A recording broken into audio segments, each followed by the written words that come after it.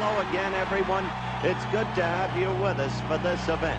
It figures to be an exceptional one that doesn't need any build-up. Are you ready? Don't ever give up. Don't ever stop fighting. This is the main event of the evening. Athletes, huddle up. It's time to begin. Get focused. Let's go. Hey, listeners and viewers alike, so thankful to have you here on 101 Live with Coach Blu. This is our weekly call-in show. Answer questions that you might have about addiction, mental health, recreation, communication, anything that might be plaguing, maybe your relationships. We'd love to help. We've got a great topic today. We're going to talk a little bit about building home teams. We've got several questions and have really kind of established a different approach and I think viewpoint on this after some experiences we've had with one of the Agents of Recovery co-hosts, Max Hall, and as he's suffered an Achilles heel injury. Yeah. We were talking about this kind of in depth yesterday on the Agents of Recovery podcast about the importance of having a team on your side. So we're going to talk about that today because the home team is a very crucial part of what we do on Team Addict to Athlete. And I'll tell you a little bit about how we started it, why we call it that, and ways to improve it or build it if you don't have it. But before we do all that, Marissa, as always, we want to jump in and talk a little bit about our upcoming events. We have two amazing races coming up. Yes, we First do. of all, the No One Left Behind run. Yep. This is our team half marathon. This is kind of like a three-legged race. You find your three people and you're going to start together, finish together. The whole point is just like in recovery, we can't do it alone. So you find a team and you run the race within 15 yards of each other or 15 feet of each other from start to finish. And that is June 17th in Spanish Fork, Utah. It's only $40 to register. So it's one of the cheapest half marathons out there. Get a cool shirt, a finisher's medal, all that, and then some. And the cool part about this is a great introduction for anyone who might be nervous about maybe you're running a half marathon. Yeah. Sometimes we get these families who have one crazy runner and they try to convince the rest of the people to run with him. Yeah. This is a perfect event for you because you can come out and it doesn't matter how long it takes you. There are no time limits. You'll get there when you get there. Yeah. And we've done this purposefully for that reason, is that it doesn't matter if it takes you 2 hours or if it takes you 5 hours. Yeah, It's about you getting to be able to experience what this is to have a support system, because in mental health and addiction, life in general, it's always better when we have, like what we're talking about today, a support system in play. Also, this coming September, we have our anniversary, run, our what do they call it? The annual run. It's our, The Addict to Athlete 5K, 5K is the proxy run. We call it our recovery run. The proxy run basically was established to remember those who have lost their battle to addiction or mental health, or maybe even someone out there that's struggling that you want to show support for. And also to celebrate those in recovery and those doing well. So it's Absolutely. kind of all three. Yeah. And, this is a great run because of the emotional connections that are made. I've seen families heal that have come together to run proxy for a loved one, and I've seen some amazing things.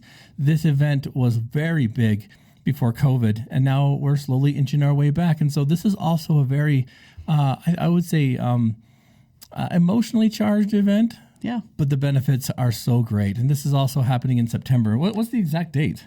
So this one is September 9th. It's the second Saturday. We have been traditionally doing it on Labor Day, and I know a lot of people vacation, and that's the end of summer. So we decided to bump it one more week, and so we're the next Saturday after. Yeah, so it's going to be a great opportunity for you to come and connect and remember those that meant so much to you, and really bring your family with you too. It's a great way to kind of get out and experience that compassion that we have for all those who struggle. Yeah, 5K is perfect. Anyone can do that distance. It's really not difficult, 3.1 miles. It's something you can do walking. We've had people come and have their kids come and ride little scooters and, bring their dogs. We've had, it can be a real fun and happy event together. 100%.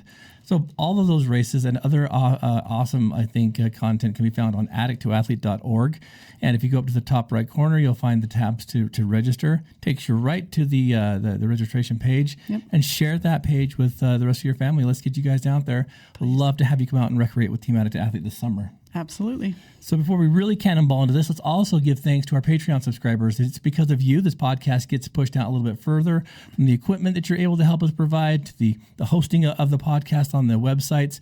Believe it or not, that stuff's not free. It costs a little bit. Yeah. And so with your help and support, we definitely have felt the increase of what we've been able to do behind these mics. So I want to give a special shout out and thanks to some of our Patreon subscribers and a new Patreon subscriber, as we discussed. So we have a new Patreon subscriber. Justin Robbins is a pro Thank level. you. So thank you and welcome to the Patreon family, Justin. The other pro level is my dad, Gary Thurston. Thank you. Then our rookie levels, Sherry Polson, Earl Dyer, Wendell Wood, and Brad Waldron. Thank you, rookies. The super fans, Karen Hardy, Steve Riggs, Tracy Whitby, Jerem Thurston, Tara Butson, Holly Davies, Scott Foster, Brett Frew, Chris Williams, Sensei KP Brown, Patrick Forsyth, Brock Ellerman, and Christy Case. And last but not least, our champion level subscribers, we want to thank Shad and Freya Robison, Ron and Dee Loesch, and Andrew Baird. Thank you all so much. You really have helped us increase this podcast. We couldn't do this without you. Our producer Max over here is getting a lot of neat stuff, getting ready to be pushed out there on Patreon. Thank you, Max. And so look forward to lots more content. And we are taking some deep dives on a few really sensitive topics. And so if there's anything that you'd like me to kind of help maybe push out there, please let us know. You can reach us through all the contact information through the website.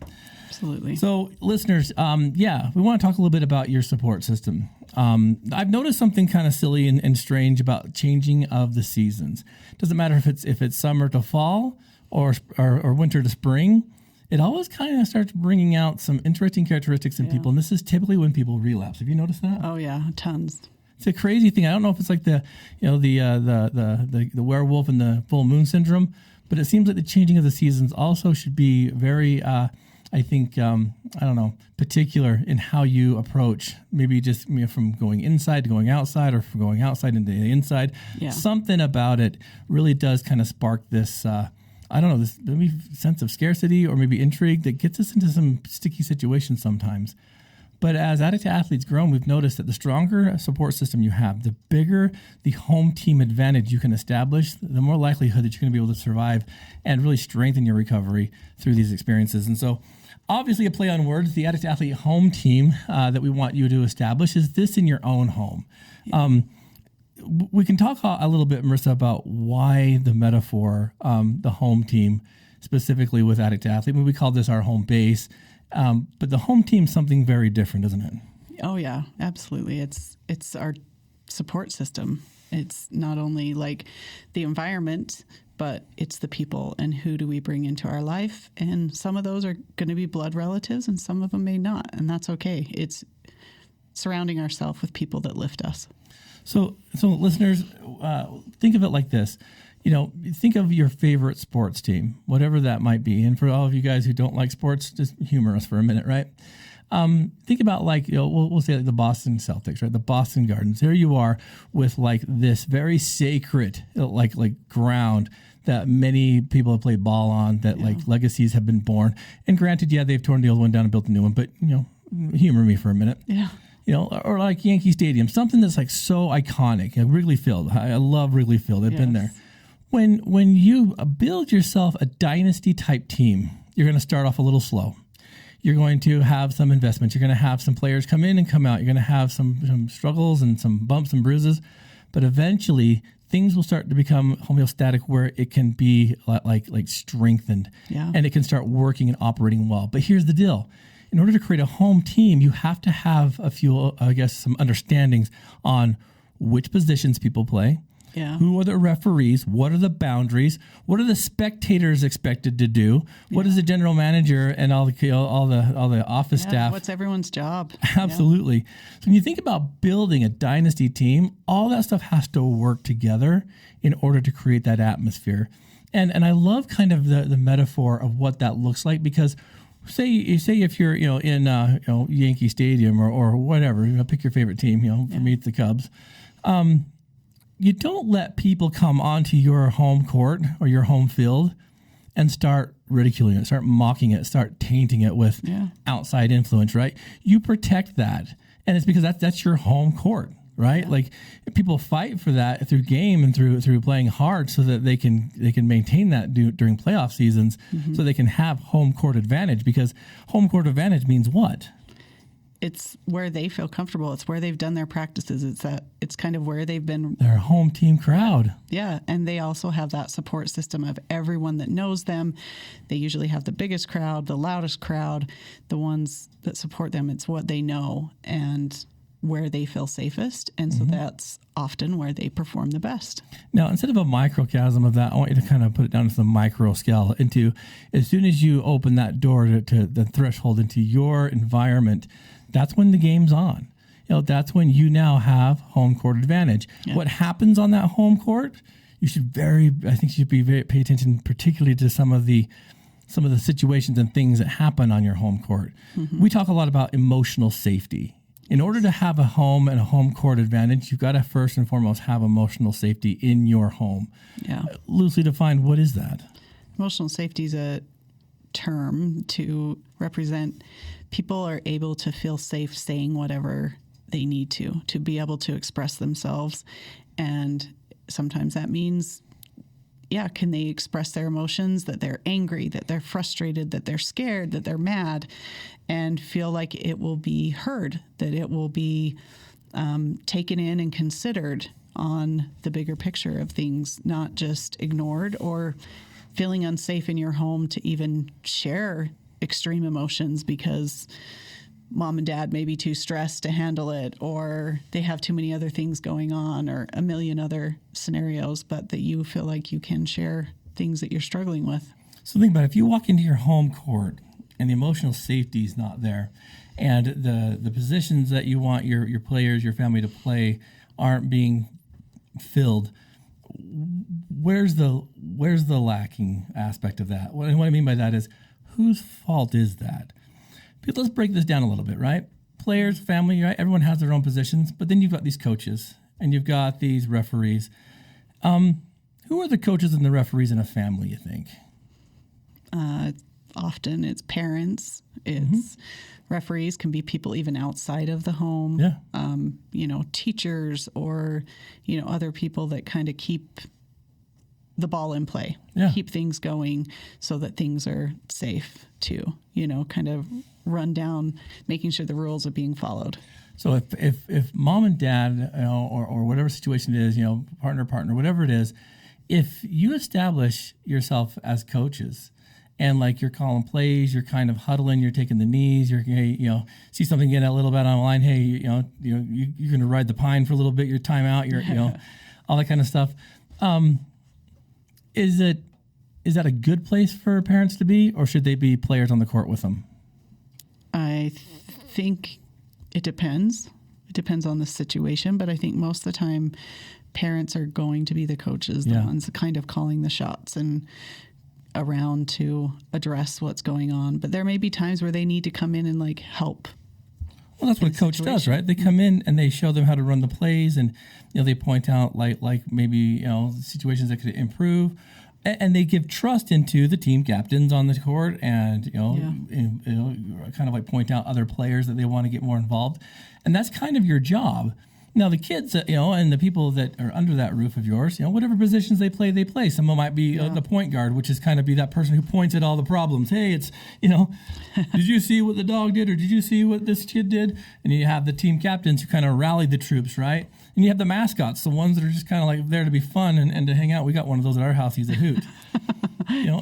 And so it really is kind of cool. And some of those positions change. Sometimes one kid that's going to be the team captain out there calling the shots is maybe next week, going to be a little bit slow. And so, the next kid steps up and helps out.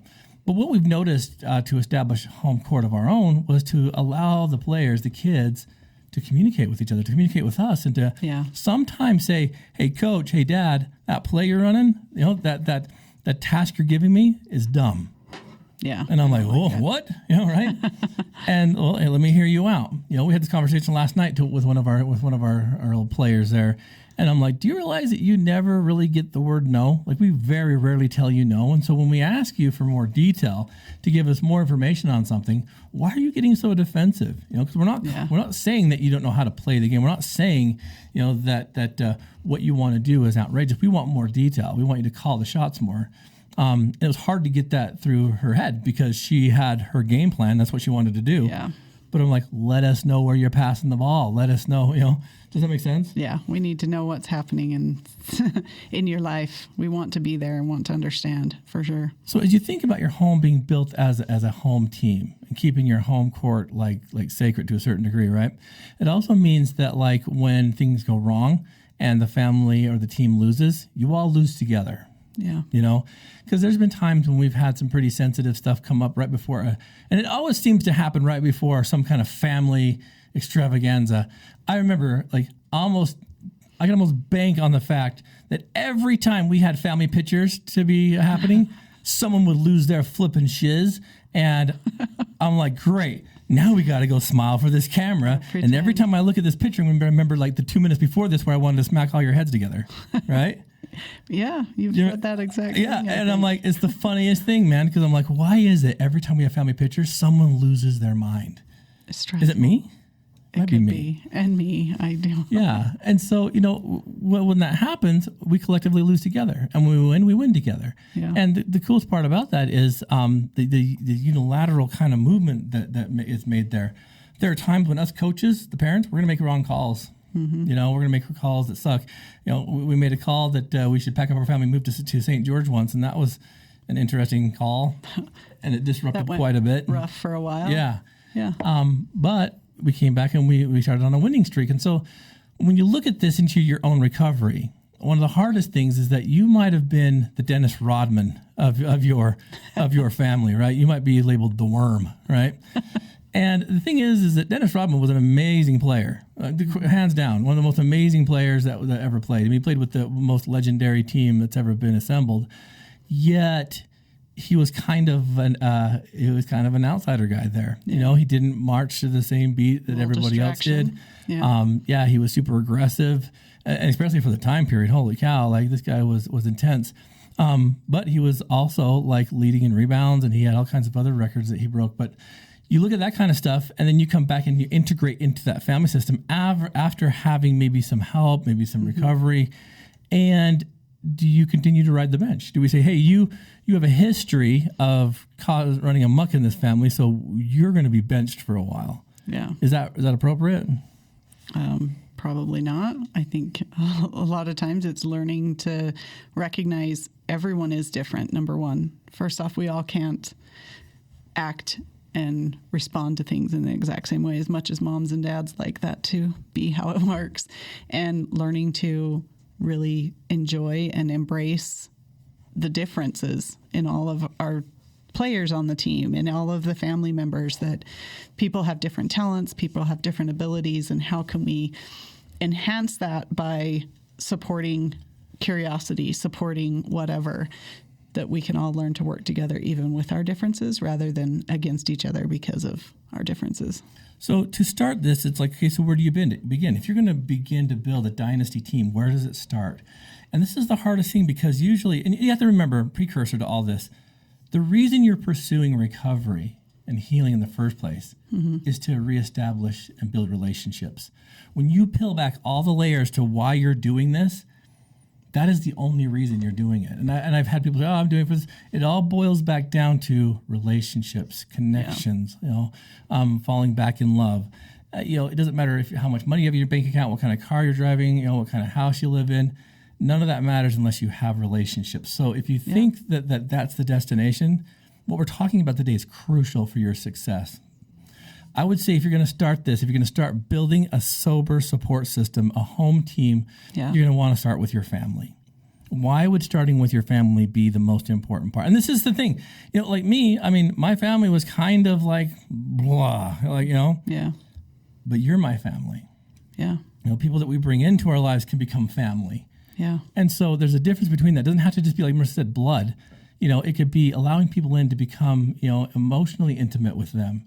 There's a big difference between sexual intimacy and emotional intimacy, right? Oh, for sure. One's physical, one's heartfelt. Yeah, emotions. And the emotion side of this. And that's a hard thing to do when you have a lot of family history that sucks. Yeah. Because the last thing I think I could do when I was, early on in my recovery is try to build a dynasty team with a dying franchise. Does that make sense? Yeah. What do I mean by that? Well, if you have to be able to assess how healthy, how emotionally safe is, maybe if you're starting with your biological family, my family was the bad news bears, man. They were. But you have to be able to assess it. Maybe there are areas that your family could help and support you, but other areas that you need to kind of stay away and keep your boundaries.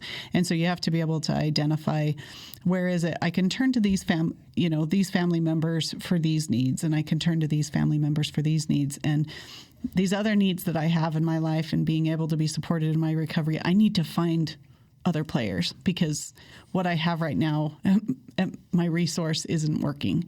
So it's being able to go out and choose and bring in those people into your life to be able to help you, which may be close friends, and it may be, like a trusted therapist or counselor or things like that, that they can play other types of areas where somebody else is maybe not.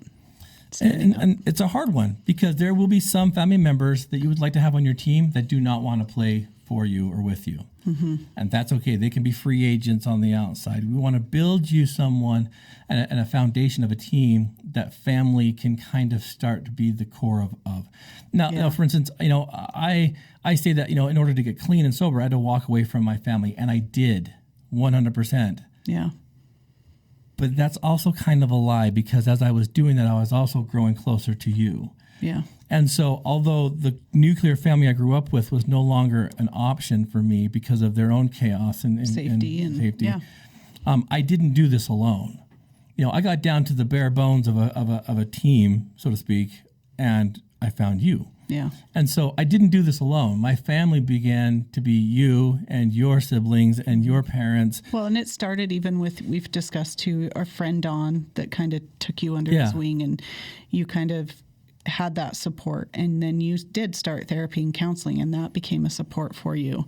And then we started dating, and I became a support. And so you started building these other avenues of ways that you can have support, have accountability, have help when needed. It's funny, because there's a movie that we watched years ago.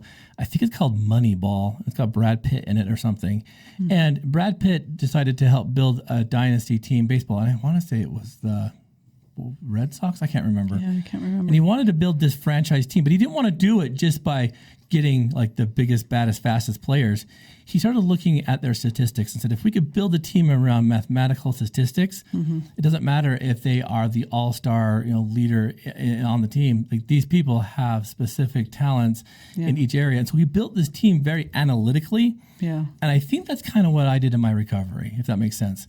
I started not saying, well, I would love to be close to this person or that person, but I went like, who's going to help make me better? Who's going to help me get to my next goal? If I can use someone's strength here, then I can start helping myself in other areas. Does that make sense? Yeah. So when you started building the family system, it really was from scratch, and it was very intricate, and it was very precise, and it was very purposeful. Yeah. And so, starting with the nuclear family, the second is now that you have your family established. That's when you start allowing friends in.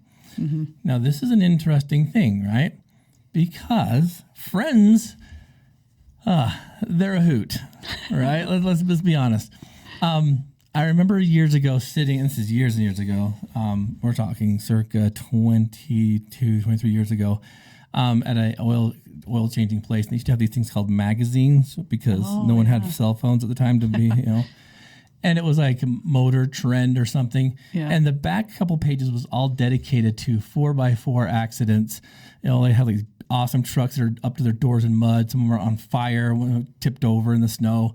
Mm-hmm. And every one of these stories started with, my friend and I thought it would be a good idea.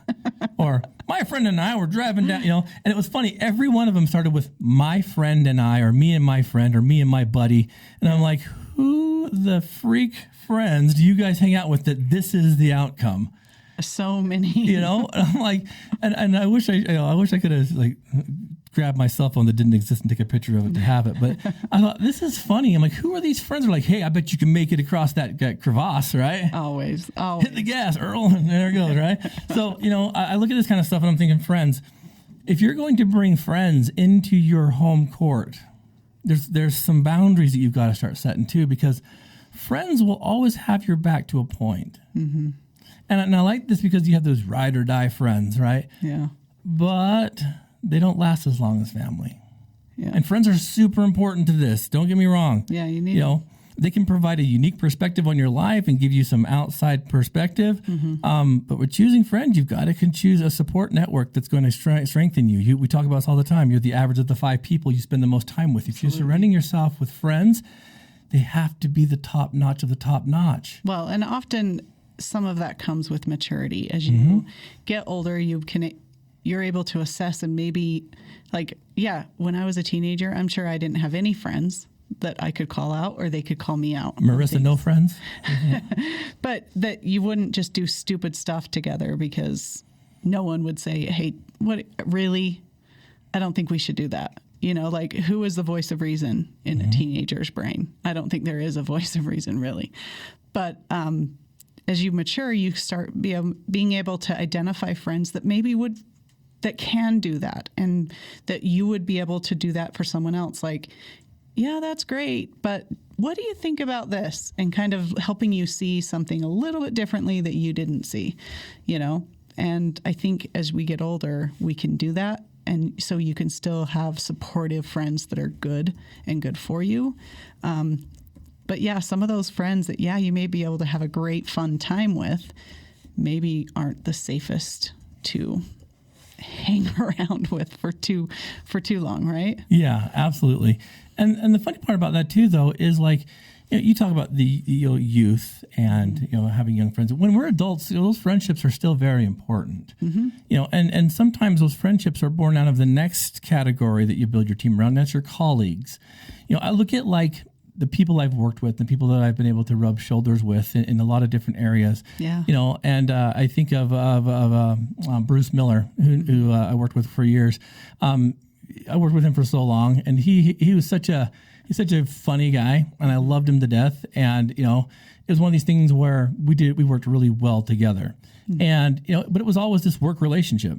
Yeah. And it was these people at work, like just a professional kind of relationship. Yeah, absolutely. And like Bruce Chandler and some of the other guys, these guys were like friends, right? Mm-hmm.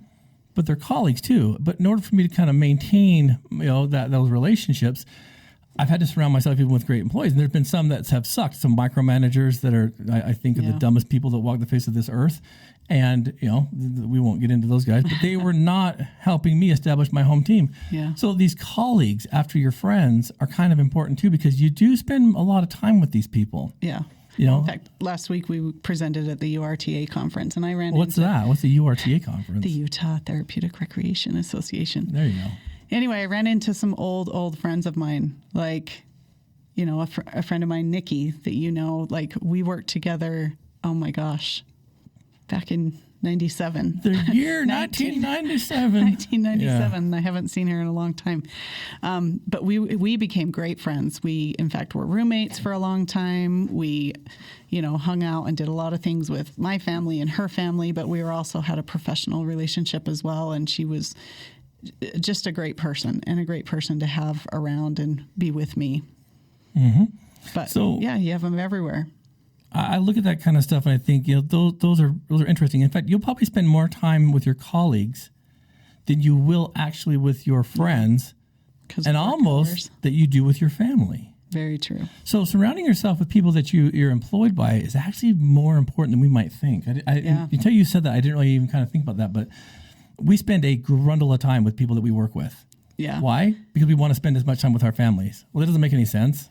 But we have to, right? Yeah. We choose to spend that time with colleagues so that we can have the funding to survive with the family back there. So it's kind of a funny. Yeah. In fact, I had a lady reach out the other day because a family member of hers is paroling from prison, and she's super concerned about, what kind of plan they need to have in place to create a good home team. And so I brought up how, what kind of job history does he have? Where is he going to look for a job? Because that is so important to be able to identify, not just I need a job because I need money. I'm getting out of jail or prison and I need to make money. You just choose anywhere. It's so important to be able to choose an employer and, an employment that your colleagues are going to be good people to be around. And oftentimes a lot of people in recovery have experience with construction. So the construction industry, sadly, is filled with a lot of addicts and a lot of people relapsing. And is it a safe place to be? And that can be the downfall because you spend so much time with them. Remember that time we were working at the youth treatment center and they were building a new building on campus? And I watched this. I don't know if you remember this, but I was walking out of a door and I look up and I see this roofer fall off the roof, plunk. And I'm like, what the crap? I ran over there and some other guys ran over there. And he's fine. He didn't look fine, but he was very drunk. And I was like, dude, what the crap, man?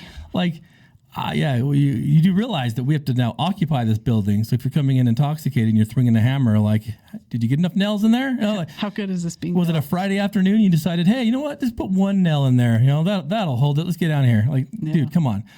Now, not knocking the industry, but it turns because of the stress and the craziness and the chaos and the deadlines and the pursuit of perfection that typically bleeds into that kind of stressful performance. And so it makes a lot of sense that way. Yeah. The next home team you don't want to overlook to acquire is like neighbors and acquaintances. Yeah. These are people that you'll come in contact with here and there, but like people you have to cohabitate with. Yeah. Neighbors, I mean, we had a neighbor in Orem that was an absolute nightmare. And, it's an important thing to have. And all my Orem neighbors, you know who I'm talking about. It's not you if you're listening to this, it's that other one. It was finally to the point where we're living next to, what do you call that? Avery salvage yard, right? And I'm like, we're done. Like, we got to go. Yeah, you can have the best house, the most perfect house for you and your family. But if your neighbors or neighborhood is a pain, it can ruin everything. It can ruin everything, so it doesn't matter. So, yeah, that's such a key. Yeah, and for me, I'm like, I've spent a lot of emotional, like investment, like being upset with this next door. I'm done with that. And it's one of those things where, the olive branch was always tried to be extended, but it was like always kind of like pushed back and like, no. So you've got to be careful with that stuff too. Like, in fact, when we bought our new house, 4 years ago, one of the first things we did was look at the neighbors. The neighborhood. Yeah. Before we even, we got close to okay, this is a house we think we want to put in an offer. And we drove around the neighborhood multiple different times. We tried to attend the church in the area, who's around. And you can't get everything, but what we knew, you're buying the neighborhood. You're not just the home. The last part of a social network you want to build, sober support system you want to build is your social media and online groups. Now, these are important, but they are last for a reason. They're not, these are your fans. These are the people in the stands. These aren't the people that you can pass the ball to. Mm-hmm. I'm seeing now far too often the fact that someone will post something and they'll get 500 likes from 500 people. They have no idea who they are. Yeah. And I'm like, that's interesting. And so, Marissa, it's kind of a funny thing when you think about it. There's this, they call it the Dunbar number. And it says the Dunbar research suggests that our brain really can't hold connections with people like we think they do. So let's say you've got 1.5 million followers on Twitter or whatever. Yeah. That really doesn't mean anything. Yeah. Because you can have no more close connections with people that exceed 150 people online like that, right? But Dunbar says you can only truly have 15 relationships that are sound, like the closest, that are close to you. Wow. Think about that for a minute. That's a hard one when you start thinking about that. It says that our capacity outside of 15 close people is a stretch. It's a stretch. Not really more than 150. Yeah, and so that's what makes it hard. Makes sense. That's what makes it hard in positions like what we have, in positions with like bigger families and stuff. We can have upwards of 150 connections, which I think we exceed that. Mm-hmm. But close relationships. But as for like a real good support system or home team, you're 15. And this includes your family. This includes your family, your children, your relatives. So you start thinking about this, you're like, wow, what kind of person can I be outside of that? I mean, it takes a real stretch. And this has happened quite a bit with me and you, when the positions that we have, we have a very large relationship-based program here. Yeah. And I can't do it all myself, and if any of you have not watched Ted Lasso, I highly recommend you guys get behind that on Apple TV. So good. So good. And if you want to look at a home team that he comes in and builds, this is exactly the one to watch.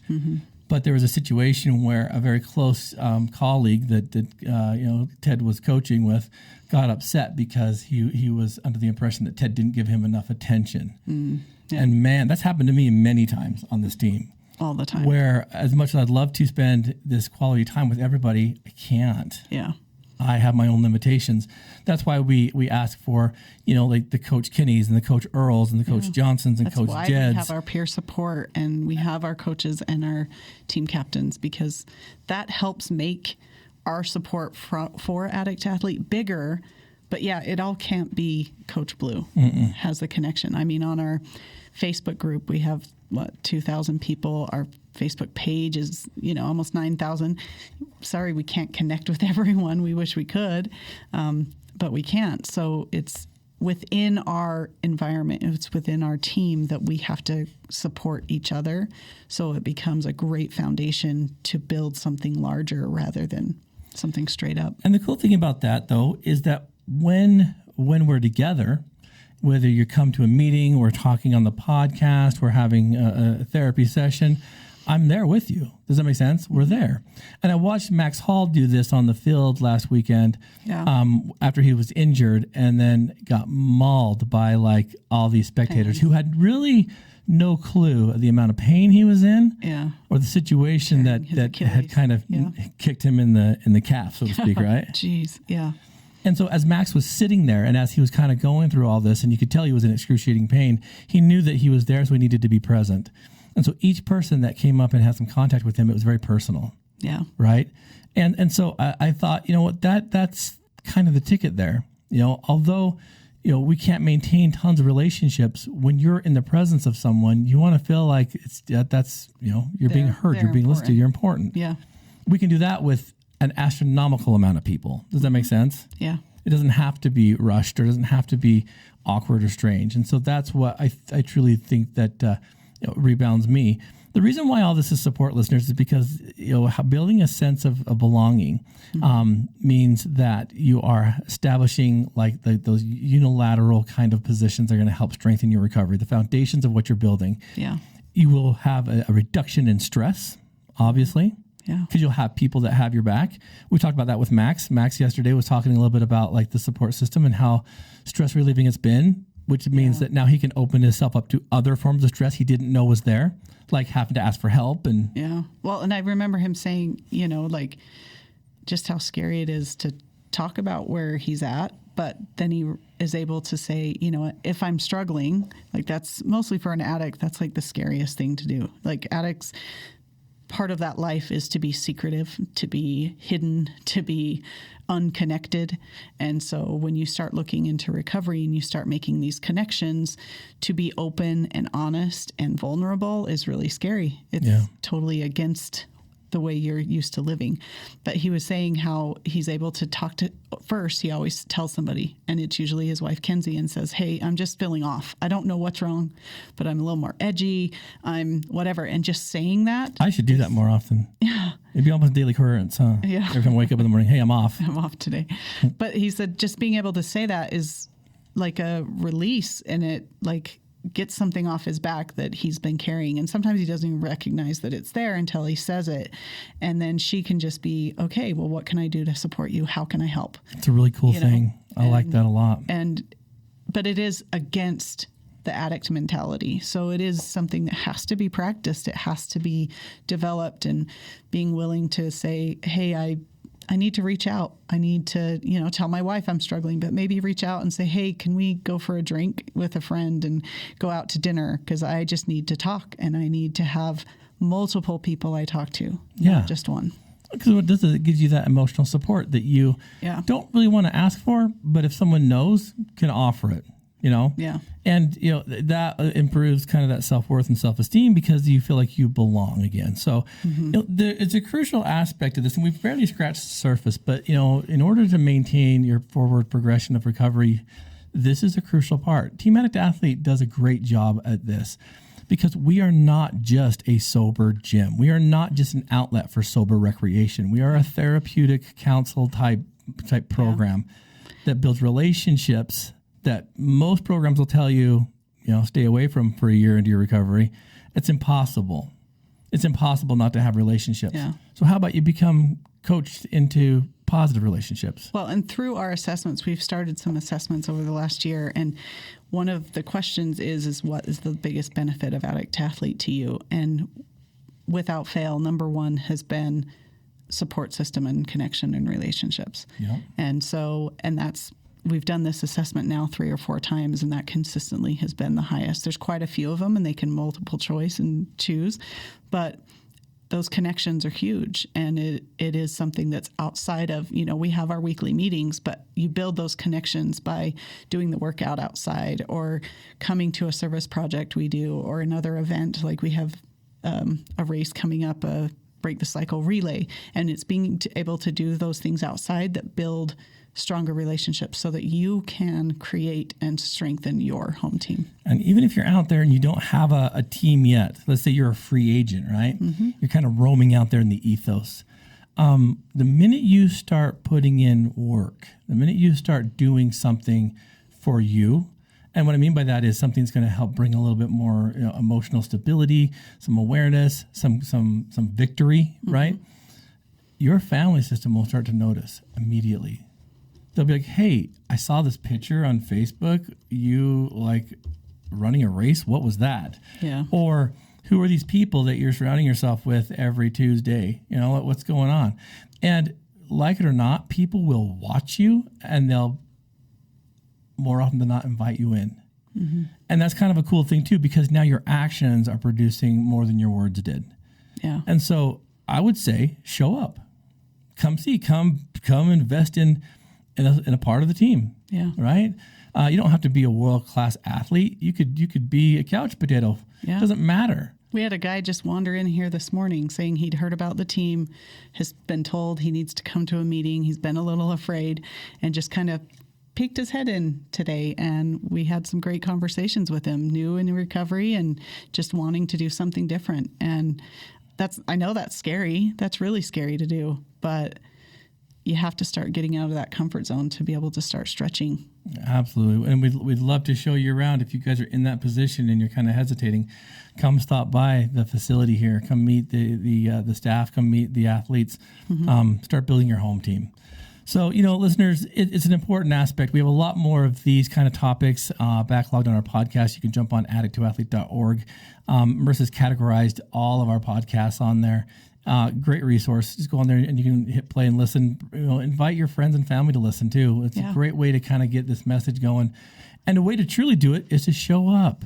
Yeah. Come be part of register for the No One Left Behind, yep. or the proxy runs. A great way to kind of show your support at the same time, build these family systems. So anything left in your chamber there, Marissa? No, not that I can think of. Awesome. Athletes, we couldn't do this without you. So we'd love to have you guys, again, pop in here, swing by. We've got chapters all throughout the state of Utah. Addicttoathlete.org is your one-stop shop for everything that's happening. Again, Patreon subscribers, patreon.com/addicttoathlete. You got tons of great deep content. The Patreon content's much deeper than this. And so if you really want some raw rooted principles of recovery, jump on the Patreon. We'd love to have you be a subscriber there. A lot of bonus episodes that you can't miss. Absolutely. So athletes, it's always a pleasure. Keep these questions coming in. Like I said, we had several people that were asking about how to help family members. That's what this home team's all about. We have more information. We have a whole page on our website for resources for family members of an addict. So go on there and look them up. Check it out. And so athletes, again, so it's been a pleasure. But until next time, please continue to turn that mess of addiction into the message of your sobriety.